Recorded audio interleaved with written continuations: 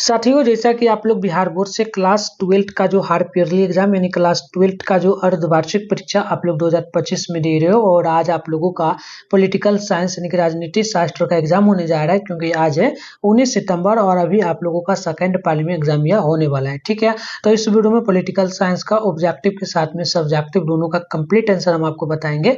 साथ में आपको गूगल के माध्यम से बताएंगे इसका पीडीएफ ऑब्जेक्टिव सब्जेक्टिव का कैसे डाउनलोड करना है, क्योंकि गूगल में हम जहां पर अपडेट करेंगे ना आंसर वहां 100% डाला जाएगा, तो वो बिल्कुल 100% ओरिजिनल होगा, वहां से लिख सकते हो। और यह बिल्कुल आपके एग्जाम में टकराएगा क्वेश्चन, तो वीडियो को आपको क्या करना है, पूरा देखना है। ऑब्जेक्टिव सब्जेक्टिव हम कंप्लीट इसी वीडियो में कवर कर लेंगे। और चैनल पे आप लोग पहली बार आए तो चैनल को जल्दी से सब्सक्राइब कर लीजिए, वीडियो को लाइक कर लीजिए, सभी दोस्तों में वीडियो को शेयर कर लीजिए, क्योंकि इसके बाद आप लोगों का जो है ज्योग्राफी का पेपर हिंदी इंग्लिश का डाला जाएगा, तो आप सबसे पहले देख पाइएगा। और आगे व्हाट्सएप ग्रुप वगैरह ज्वाइन करने के लिए सिखा देंगे, उसको ज्वाइन कर लीजिएगा। आपका 10 अक्टूबर से जो है सेंटअप एग्जाम वगैरह भी लिया जाएगा, तो उसमें भी हेल्प कर देंगे और 2026 की तैयारी भी हम आपको करवा देंगे।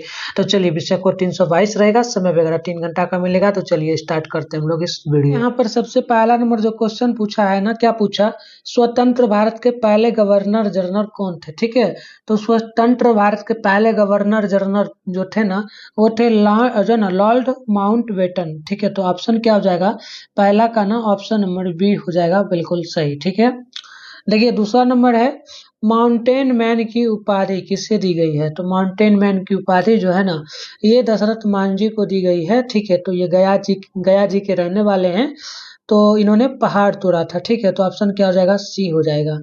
देखिए तीसरा है, बोडोलैंड पारदेशिक क्षेत्र कहाँ है। तो बोडोलैंड पारदेशिक क्षेत्र जो स्थित कहाँ मतलब कहाँ पर है, ये पूछा, तो ये असम में स्थित है, आप ध्यान रखिएगा। तीसरा का ऑप्शन नंबर बी यहाँ पे बिल्कुल क्या होगा, सही हो जाएगा। चलिए, और सभी लोग चैनल को भी सब्सक्राइब कीजिए, 100% आपके एग्जाम में यही क्वेश्चन आएगा बच्चों। ठीक है ना, चलिए चौथा नंबर है, पंचवर्षीय योजना की अवधारणा कहाँ से ली गई थी। तो पंचवर्षीय योजना की अवधारणा जो ली गई थी ना, ये सोवियत संघ से ली गई थी, आप याद रखिएगा, ऑप्शन नंबर बी सही हो जाएगा। पांचवा नंबर है, वर्तमान में अमेरिका का राष्ट्रपति कौन है। ठीक है, तो अभी के समय में अमेरिका के जो राष्ट्रपति है ना, ये जो बाइडेन है। ठीक है, देखो वर्तमान में मतलब अभी के समय में पूछा है, वर्तमान में जो बाइडेन, हाँ यही है, तो याद रखेंगे, ऑप्शन नंबर डी के यहाँ पे राइट हो जाएगा। अगला क्वेश्चन यहाँ पर देख लीजिए, आपके सामने जो नेक्स्ट प्रश्न आ रहा है ना बच्चों, यहाँ पर देख लीजिएगा। अगला क्वेश्चन है, आनंदपुर साहिब प्रस्ताव कब पास किया गया था। तो ध्यान रखिएगा, ये पास किया गया था 1973 में, ऑप्शन नंबर सी यहाँ पे बिल्कुल करेक्ट हो जाए। देखिए नेक्स्ट प्रश्न है आपके सामने 7 नंबर, निम्न में से कौन सा राज्य 1966 में बना था। तो 1966 में जो बना था ना, ये पंजाब था, आप याद रखिएगा, 7वां का ऑप्शन ये हो जाएगा। 8वां है, निम्न में से किस राज्य में चिपको आंदोलन की शुरुआत हुई थी। तो चिपको आंदोलन का शुरुआत हुआ था उत्तराखंड से, ये पेड़ बचाने से संबंधित था, ऑप्शन सी हो जाएगा। 9 नंबर है कि निम्न में से कौन सरकारी नीतियों को प्रभावित करने की कोशिश करता है। तो ये हो जाएगा दबाव समूह, आप ध्यान रखिएगा। 9वां नंबर का ऑप्शन सी जो है ना, बिल्कुल यहाँ पे करेक्ट हो जाएगा। अब अगला आप लोग देखेंगे ना, तो अगला है 10 नंबर, बोला गया निम्नलिखित में से कौन एक भारत की विदेश नीति का मुख्य आधार है। भारत की विदेश नीति का मुख्य आधार है सोवियत संघ से दोस्ती करना। ठीक है, तो ऑप्शन नंबर जो है ना 10वां का 3 नंबर यहाँ पे सही होगा। अगला है 11 नंबर की, चीन ने भारत पर कब आक्रमण किया था। तो चाइना किया था भारत पे आक्रमण 1962 में। ठीक है, तो ऑप्शन क्या हो जाएगा, बी नंबर सही हो जाएगा। 12 नंबर है, लोकसभा में अनुसूचित जनजातियों के लिए कितनी सीटें आरक्षित हैं। तो ध्यान रखिएगा, 47 सीटें आरक्षित है, तो 12 का डी नंबर यहाँ पे सही हो जाएगा।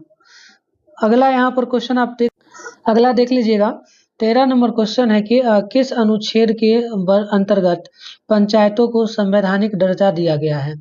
तो ध्यान रखिएगा, 13 नंबर का आंसर जो है ना, ये बी हो जाएगा, अनुच्छेद 243वां में, ऑप्शन नंबर 13 का बी सही होगा। 14 है, नाथुला दरा भारत को उसके किस पड़ोसी देश से जोड़ता है। तो ये ध्यान रखिएगा, ये जो जोड़ा जाता है ना, नेपाल को। ठीक है, तो याद रखिएगा, 14 का जो है ना बी नंबर बिल्कुल यहाँ पे सही हो जाएगा।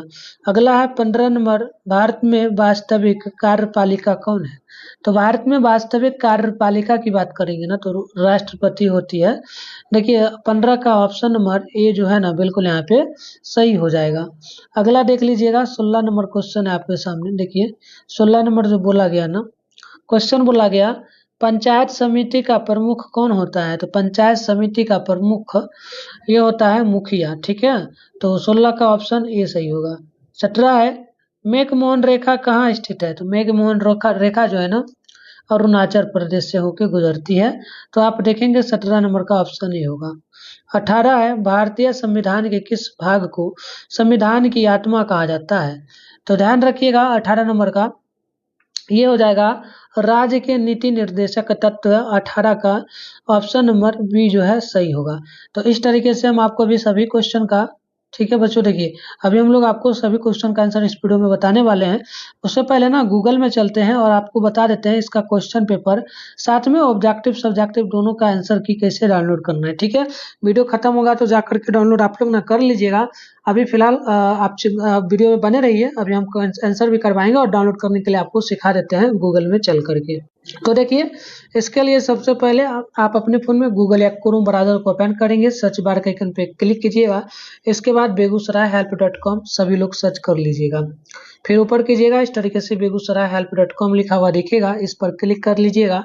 इस तरीके से इंटरफेस ओपन होगा। देखिए आपके सामने ना यहाँ पर व्हाट्सएप चैनल का लिंक मिलेगा, इसको ज्वाइन कर लेना है क्योंकि आप लोगों का अक्टूबर मंथ में सेंटअप एग्जाम लिया जाएगा और फाइनल एग्जाम आपका जो है फरवरी में होगा, तो उसमें भी हेल्प करेंगे आपको। तो सभी लोग इस ग्रुप को जल्दी से ज्वाइन कर लीजिएगा, ठीक है। आंसर के डाउनलोड करने के लिए नीचे बढ़ना है, यहाँ पर क्लास 11-12 का सेशन दिखेगा। इसी में थोड़ा नीचे देखेंगे तो इस तरीके से लिखा हुआ दिखेगा Bihar board class 12 harp yearly exam 2025, इस पर क्लिक करना है। क्लिक करते कुछ इस तरीके से इंटरफेस ओपन होगा। आराम से जब स्क्रॉल डाउन करके आप लोग नीचे बढ़ेंगे तो इस तरीके से इंटरफेस मिलेगा। ये साइंस का सेशन है, यहाँ पर नहीं क्लिक करना है आपको, थोड़ा नीचे बढ़ना है। ये दिखेगा क्लास 12 आर्ट्स का। देखिए इसमें पॉलिटिकल साइंस है, ज्योग्राफी है, हिंदी इंग्लिश है, हिंदी सभी विषय है। जैसे पॉलिटिकल साइंस है सामने डाउनलोड लिखा है, इस पर क्लिक करेंगे ना तो आपका न्यू पेज ओपन होगा। तो देखिए इस तरीके से न्यू पेज ओपन हुआ। आराम से स्क्रॉल डाउन करके नीचे बढ़िएगा, सारी जानकारी मिल जाएगा। ऑब्जेक्टिव का ना आप लोगों को आंसर यहाँ दिखेगा, इसमें ABCD करके इस तरीके से ऑप्शन दे दिया जाएगा, तो आकर के यहाँ से लिख लीजिएगा, ठीक है। और सब्जेक्टिव का यहाँ आंसर इसमें शॉर्ट का, इसमें लॉन्ग का और यहाँ पर PDF में आपको मिलेगा, तो डाउनलोड कर लीजिएगा। इसके अलावा जो भी विषय का है यहाँ सभी विषय का है, आकर के अपना डाउनलोड सभी बच्चे कर ले। तो चलिए आगे हम लोग बढ़ते हैं। नेक्स्ट है आपका 19 नंबर क्वेश्चन, ठीक है। निम्न में से कौन संयुक्त राष्ट्र संघ की एकाधिकारिक भाग नहीं है, ठीक है, भाषा नहीं है? तो याद रखिएगा ये हो जाता है अरबी भाषा। और 19वां का ऑप्शन ये सही होगा। 20 नंबर है भारत में पहला आम चुनाव कब हुआ था? तो पहली बार भारत में जो आम चुनाव हुआ था, यानी लोगों द्वारा चुना गया प्रतिनिधि, तो ये था 1952 में, ठीक है। तो ऑप्शन क्या हो जाएगा? C नंबर सही हो जाएगा। 21 नंबर देखिए मंडल आयोग के अध्यक्ष कौन थे? तो मंडल आयोग के अध्यक्ष जो थे उनका नाम था बिंदेश्वरी प्रसाद मंडल। तो आप 21 का देखेंगे ना, C नंबर यहाँ पे सही हो जाएगा। अगला देख लीजिए, अगला है क्वेश्चन आपका 22वां नंबर। ये क्वेश्चन बोला है आपसे भारत के किस राज्य में पहली बार गैर कांग्रेसी सरकार बनी थी, ठीक है। तो ये ध्यान रखिएगा केरल में, ठीक है ना। 22 का क्या हो जाएगा? C नंबर सही हो जाएगा। 23 नंबर देखिए नाटो की स्थापना कब हुई थी, ठीक है। तो देखिए नाटो की स्थापना ये 1949 में हुआ था। तो याद रखिएगा 23वां नंबर का C सही होगा। अगला देख लीजिएगा, अगला क्वेश्चन है 24 नंबर। देखिए क्वेश्चन बोला गया गुप्त निरपेक्ष आंदोलन के प्रथम सम्मेलन में कितने देशों ने भाग लिया था? तो ध्यान रखिएगा 24 नंबर का ये लगभग जो था 25 देश इसमें शामिल था। तो D नंबर यहाँ पर क्या हो जाएगा? बिल्कुल सही हो जाएगा। अगला देख लीजिएगा, अगला है 25 नंबर। सोवियत संघ ने कौन सा सैनिक गुट बनाया था? तो ध्यान रखना है 25 का ये हो जाएगा D नंबर वारसा संधि, ठीक है ना। तो 25वां का क्या हो जाएगा? D नंबर बिल्कुल यहाँ पे सही हो जाएगा। चलिए अगला देख लेते हैं 26 नंबर क्वेश्चन है सोवियत संघ का विघटन कब हुआ था, ठीक है। तो देखिए सोवियत संघ का विघटन जो हुआ था ये हुआ था 1991 में। तो आप लोग ध्यान रखिएगा 26 का B नंबर सही होगा। 27 है सरदार सरोवर बांध किस नदी पर अवस्थित है? तो 27 नंबर का बी हो जाएगा, ये हो जाएगा नर्मदा पर। किस पे हो जाएगा? नर्मदा पे। तो ऑप्शन नंबर यहाँ पर बी नंबर सही बिल्कुल हो जाएगा। अगला देख लीजिएगा, नेक्स्ट क्वेश्चन है आपके सामने, आप यहाँ पर देखेंगे ना, तो देखिए नेक्स्ट क्वेश्चन क्या पूछा है। क्वेश्चन पूछा भारतीय विकास परिषद के अध्यक्ष कौन होते हैं? तो ये होते हैं प्रधानमंत्री। ठीक है, चलिए बिल्कुल सही है। ऑप्शन क्या हो जाएगा? ए नंबर सही हो जाएगा। 29 नंबर देखिए, योजना आयोग को कब भंग किया गया था? तो योजना आयोग को भंग किया गया था 2014 में। ठीक है ना, ऑप्शन नंबर जो है ए सही हो जाएगा। 30 है प्रथम पंचवर्षीय योजना कब शुरू हुई थी? ठीक है, तो ये हुआ था 1951 में। तो ऑप्शन नंबर जो है ना बी नंबर सही होते हैं। पहला क्वेश्चन है द्विसदनीय व्यवस्थापिका से आप क्या समझते हैं? दूसरा है शून्य काल क्या है? तीसरा बोला अध्यादेश से आप क्या समझते हैं? चौथा बोला विपक्षी दलों के 2 कार्यों को लिखे। पांचवा बोला भारत की विदेश नीति के 2 उद्देश्य बताइए। पांचवा है भारत चीन के बीच तनाव के 2 कारण आपको बताना है। आगे आप यहाँ पर देखेंगे तो अगला क्वेश्चन है आपका 7वां पंचशील क्या है, और 8वां है राष्ट्रीय आपातकाल क्या है। साथ में देखिएगा जो है 9 नंबर संयुक्त राष्ट्र संघ के मुख्य उद्देश्य क्या है, और क्वेश्चन नंबर 10 है कि सुरक्षा परिषद के 2 कार्य को लिखना है। 11वां है 1967 के बाद कांग्रेस के पतन का कारण बताना है। 12 है भारत की विदेश नीति के 2 निर्धारक तत्वों को लिखना है। अगला आप देखेंगे यहाँ पर तो 13 है तिब्बत संकट क्या है। साथ में आप यहाँ पर देखेंगे तो 14 है शिमला समझौता क्या है। ठीक है, और याद रखिएगा शिमला समझौता किस देश के बीच हुआ था? तो चीन और जो है ना चीन और भारत के बीच हुआ था, शिमला समझौता हुआ था, आप ये ध्यान रखिएगा। आगे बढ़ते हैं, 15 नंबर क्वेश्चन यहाँ पर देखिए बोला जा रहा है आप लोगों से डी जो ना एनपीटी क्या है? एनपीटी क्या है? 16 है भारत चीन युद्ध का भारत की राजनीति पर 2 प्रभाव को लिखना है। 17 नंबर है कांग्रेस जो ना सिंडिकेट से क्या अभिप्राय है, और 18 नंबर है हमें संयुक्त राष्ट्र संगठन की आवश्यकता क्यों है? 2 कारण बताना है। 19 नंबर है चुनाव सुधार क्या है। साथ में 21 नंबर है पर्यावरण मुद्दे पर भारत की चिंताएं बताएं। साथ में अगला क्वेश्चन है 21 नंबर भारत ने वैश्वीकरण का रास्ता क्यों चुना? तो कारण देना है। 22वां है राज्य पुनर्गठन आयोग क्या था, और 23 नंबर है भारत विभाजन के 2 परिणाम बताएं, और 24 है गठबंधन की राजनीति क्या है, और 25 है गुटनिरपेक्षता क्या है। आगे आप यहाँ पर देखेंगे 26 नंबर क्वेश्चन को, तो ये आपसे बोला भारत की परमाणु नीति में परिवर्तन के 2 कारण बताएं। 27 है भारत के सीटीबीटी पर हस्ताक्षर क्यों नहीं करने का कारण था, वो बताना है। 28 है यूनिसेफ के 2 कार्य लिखे।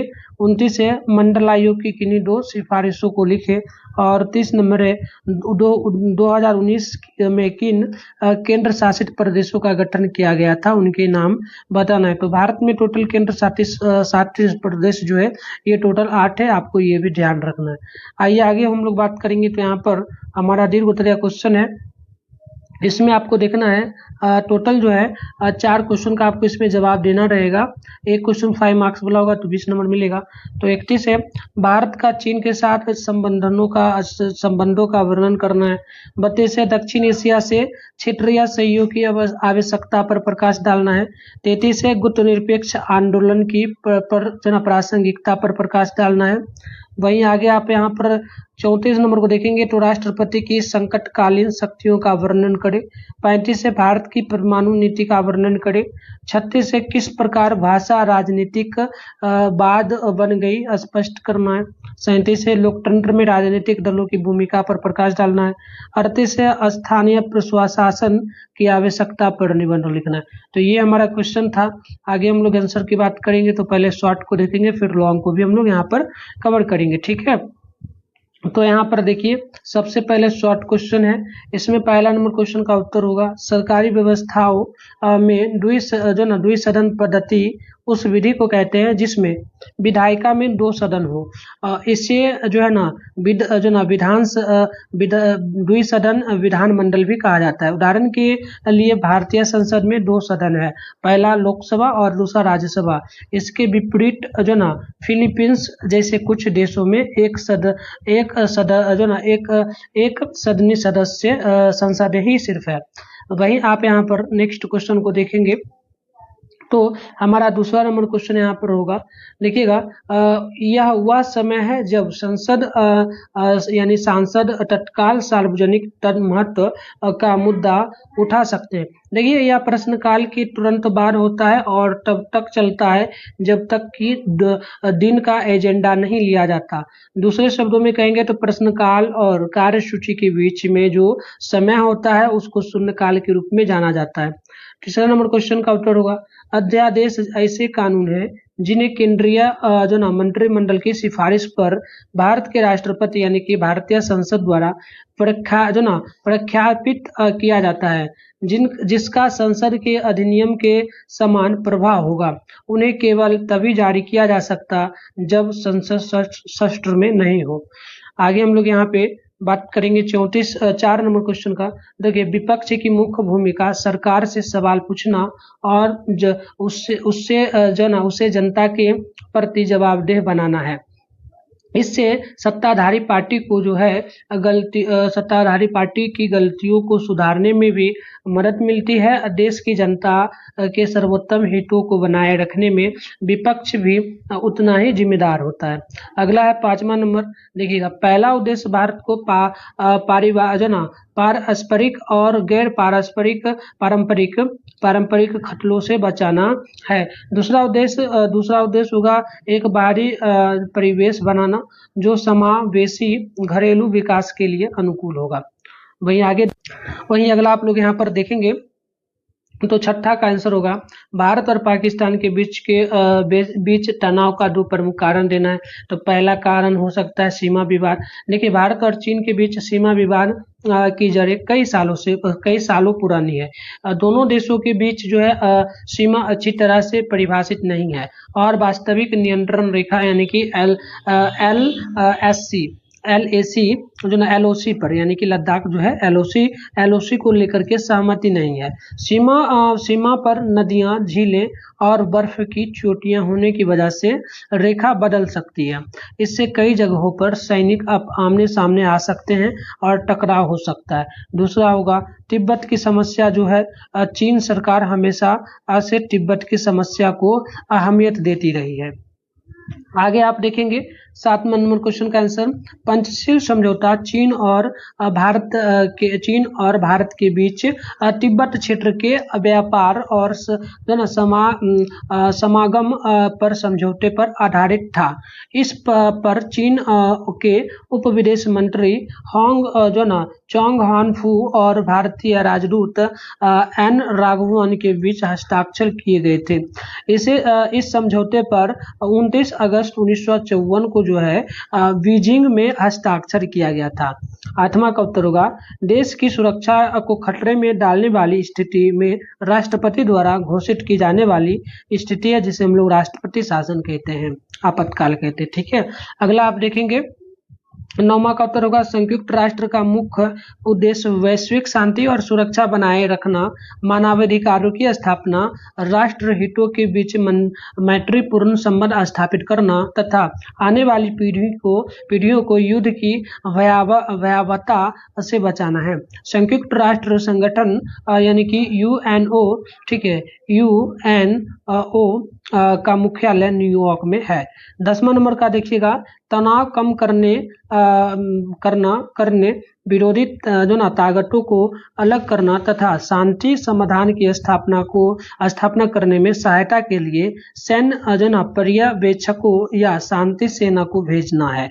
आगे यहाँ पर आप देखेंगे तो हमारा नेक्स्ट क्वेश्चन 11वां नंबर का उत्तर होगा, कांग्रेस को 7 राज्यों में जो ना असफलता का सामना करना पड़ा, जिससे गुजरात में शामिल था, जो ना जिसमें गुजरात शामिल था, वहां कांग्रेस ने 4 में से 11 सीट, 4 में से टोटल 11 सीट जीती थी, जबकि स्वतंत्र पार्टी ने 12 सीटें जीती थी। मद्रास राज्य, जहां कांग्रेस ने 39 में से 3 सीट जीती थी, और DMK में सिर्फ जो है 25 सीटें जीती। अब 12 नंबर का उत्तर होगा, दूसरी ओर भारतीय विदेश नीति के निर्धारक विभिन्न कारक हैं जो भारत की विदेश नीति के जो ना विकल्पों को प्रभावित करते हैं, जैसे भूगोल, अर्थव्यवस्था, राजनीति, घरेलू वातावरण, सैन्य क्षमता, नेतृत्व, अंतरराष्ट्रीय वातावरण इत्यादि हो जाएगा।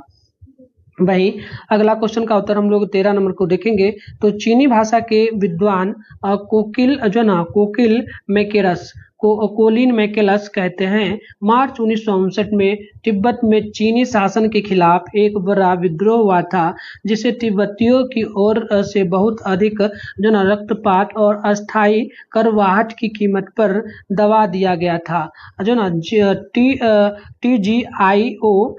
TGI ने विद्रोह के दौरान तिब्बतियों के लिए 85,000 से 86,000 और 87,000 मौतों की अलग अलग रिपोर्ट दी है। देखिए 14 नंबर होगा, शिमला समझौता क्या है। तो देखिए शिमला समझौता क्या है, तो यहाँ पर उत्पत्ति एवं संदर्भ वर्ष 1971 के युद्ध के बाद स्थिति। यह समझौता वर्ष 1971 के भारत पाकिस्तान युद्ध का प्रत्यक्ष परिणाम था, जिसके परिणाम स्वरूप बांग्लादेश स्वतंत्र हुआ, ठीक है, जो कि पाकिस्तान से स्वतंत्र किया गया था। वही अगला क्वेश्चन हम लोग देखेंगे, तो अगला का उत्तर हमारा हो जाएगा 15 नंबर का,